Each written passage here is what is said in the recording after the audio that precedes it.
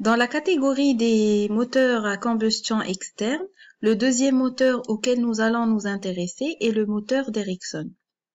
Il a été créé par le mécanicien-ingénieur John Ericsson en 1833. Sur cette première figure est illustré le schéma de la première machine inventée par Ericsson et sur cette deuxième figure est représenté le moteur Ericsson que développe la société française Assystem depuis 2008.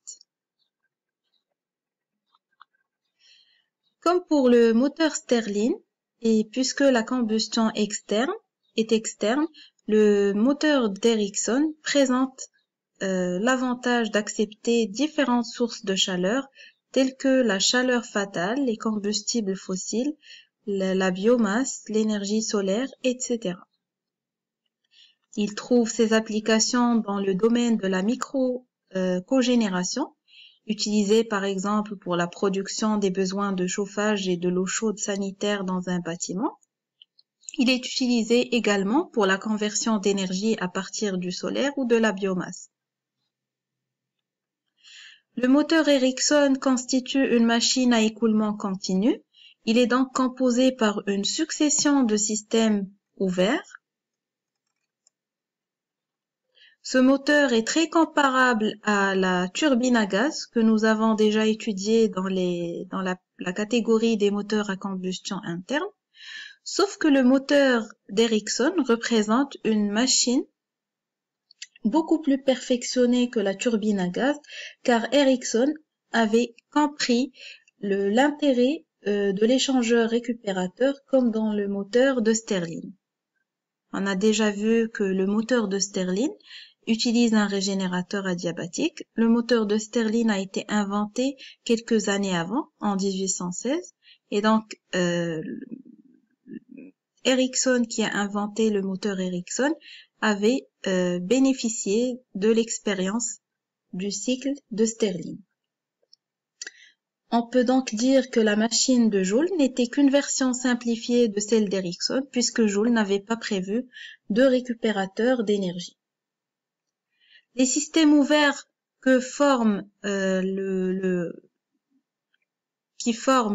cycle d'Ericsson ou le moteur d'Ericsson sont le compresseur, qui sert à comprimer le fluide, le régénérateur, qui sert à absorber ou à restituer la chaleur au cours du cycle, et la turbine,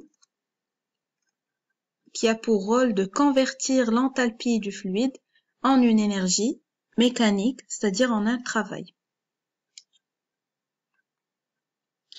Pour le cycle d'Ericsson, il est composé de 4 processus réversibles,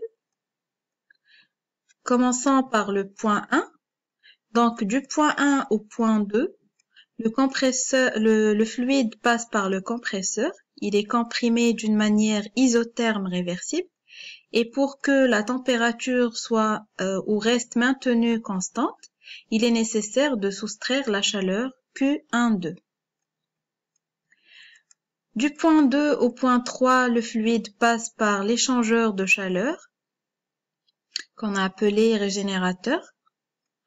Donc, lors de cette transformation, lors de ce chauffage, la pression est maintenue constante, ce qui est représenté dans le diagramme de Clapeyron par cette droite horizontale. Ensuite, du point 3 au point 4, le fluide est détendu dans la turbine. Là aussi, la détente se passe de manière isotherme. Et donc, pour maintenir la température constante, il est nécessaire de fournir une chaleur Q34 au fluide à partir d'une source externe. Ensuite, ou finalement du point 4 vers le point 1, le fluide passe encore une fois par le régénérateur et là, il cède une chaleur Q41. Puisque le régénérateur est adiabatique, donc Q23 reçu pendant ce chauffage isobar égale à Q41 cédé pendant ce refroidissement isobare. On peut dire donc que le cycle d'Erickson comporte deux transformations isothermes et deux transformations isobares. Passons maintenant au calcul du rendement de ce cycle d'Erickson. Donc, pour faire ce calcul, il est nécessaire d'établir les bilans d'énergie. Pour ce faire, il faut appliquer le premier principe de la thermodynamique. Et comme on est face à des systèmes ouverts, on appliquera la formule suivante. Donc, delta H égale à W utile plus Q. Ça, c'est le premier principe appliqué au système ouvert. Autrement dit, delta H, la variation d'enthalpie égale à la somme du travail plus la chaleur échangée par unité de masse. Commençons par la première transformation qui est la compression isotherme. Donc delta H1 égale à delta H12 égale à W12 plus Q12. Là, il faut faire attention puisqu'on est dans le cas d'un compresseur isotherme, Q12 existe et il est différent de 0. Contrairement à ce qu'on avait vu précédemment, quand le compresseur est adiabatique, il n'y a pas d'échange de chaleur, donc delta H égale à uniquement le travail du compresseur.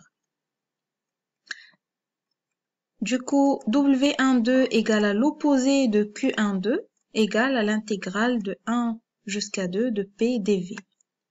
Un petit rappel du calcul de cette intégrale. Donc, là, ce qu'il faut faire, c'est remplacer P par son expression en fonction de V.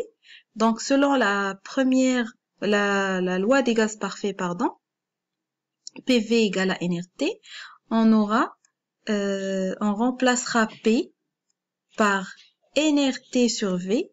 Et comme on est là dans le cas d'un volume par unité de masse, là aussi, il faut diviser le N par la masse.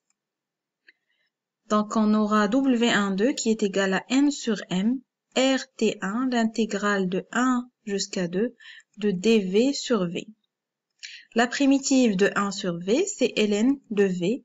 Donc, W12 deviendra moins N sur M, RT1, ln de V2 sur V1.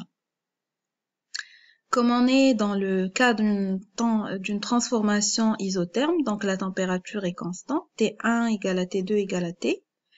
Donc, P1 égale à P1 V1 égale à P2 V2. C'est la loi de Boyle-Mariotte. Et donc, V2 sur V1 sera égal à P1 sur P2.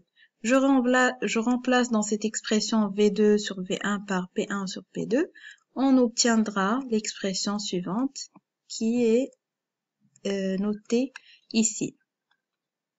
Ensuite, pour le chauffage à pression constante, là, on est dans le cas de l'échangeur. Donc, pour un échangeur, delta H, la variation d'enthalpie égale uniquement le transfert de chaleur, qui est aussi égal à Cp fois delta T selon la deuxième loi de Joule. Ensuite, pour la détente isotherme, similairement à la compression isotherme, on obtient W34 égale à moins Q34 égale à moins N sur M RT3 ln de P3 sur P4.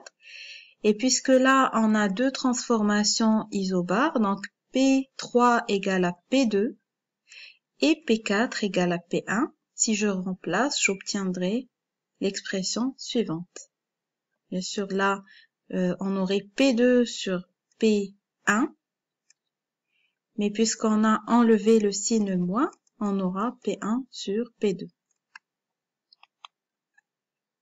Et finalement, pour le refroidissement à pression constante, c'est-à-dire isobare, là aussi on est dans l'échangeur, donc delta H4 égale à uniquement le transfert de chaleur Q41, qui est égal aussi à Cp fois delta T entre 4 et 1.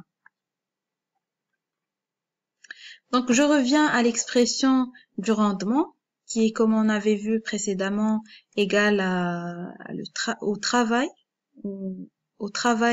fourni par le cycle, divisé par Q2, qui représente la chaleur reçue par le fluide au cours du cycle.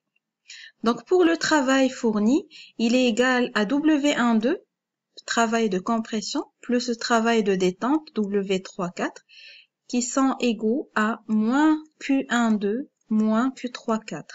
La chaleur reçue sur un cycle est égale à quoi?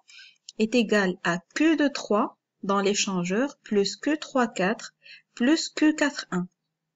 Comme j'ai déjà précisé, l'échangeur est adiabatique, donc il est parfait. Q41 CD ici est égal à Q23, à moins Q23 reçu dans le cas du chauffage isobare. Donc ce qui reste, là Q23 et Q41 sera réduit, donc ce qui reste c'est Q2 qui est la chaleur reçue par le fluide au cours du cycle, égale à Q34. En remplaçant W par ou moins de W par son expression, Q12 plus Q34, et Q2 qui est Q34, on obtiendra 1 plus Q1 sur Q34. Q12, déjà, on a déterminé son expression, et Q34 aussi, on avait déterminé son expression. Là, comme vous voyez, ce terme sera simplifié.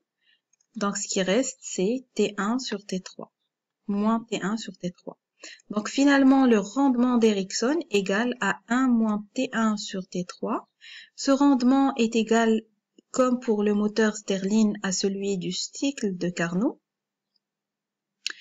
avec T1 et la température de la source froide et T3 et la température de la source chaude. Je tiens à préciser que ce rendement correspond au cycle théorique d'Erickson.